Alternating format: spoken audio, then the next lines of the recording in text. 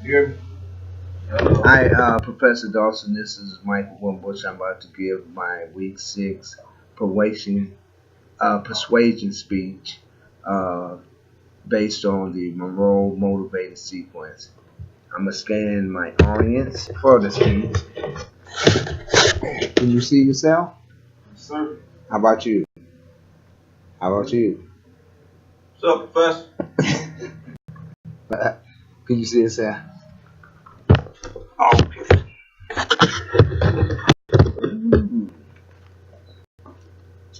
Oh, oh, shit.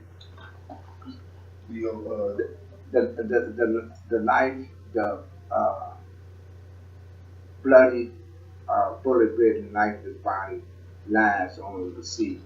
The passengers in the vehicles is just as terrified, not knowing that this is going to be the end of their life as it was the driver. The driver's name was Viola DeRusso. She was the first white woman killed in the American Civil Rights Movement. This was 1965. She was killed by the Ku Klux Klan.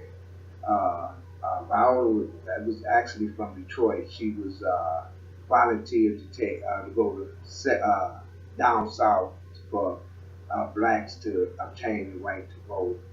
She was transporting black marchers from Selma to Montgomery, Alabama, when she was killed by the Ku Klux Klan. The importance of her death is that people have died for our rights to vote. But yet we take that right lightly, you know, and people have been beaten and died and made great sacrifice for our right to vote, but yet we don't take advantage of that right.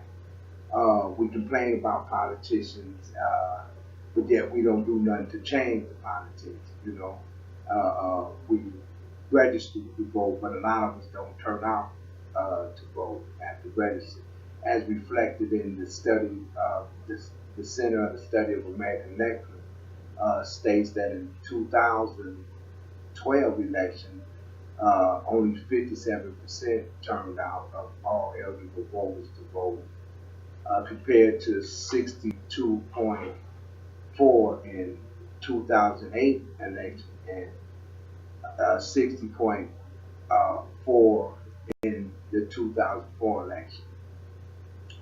What I want to emphasize is that you don't have to be necessarily of any political party for your vote to count.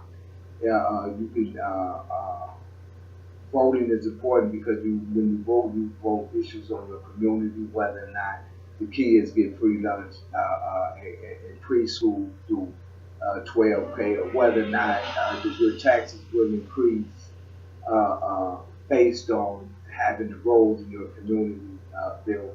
But the point is that voting makes a difference, and I would encourage you that all of you who are eligible to vote and have registered to vote to do vote. And those of you who have not registered to vote, I ask that you contact the Secretary of State or your local election board for all information on how to register to vote. What I also want to point out is that it's reflected in God's will and His kingdom of earth that we participate in the electorate. You know, Romans 13, verse 1 through 7 speaks about how the people should respect governing authority and build their communities that reflect the wishes of the community.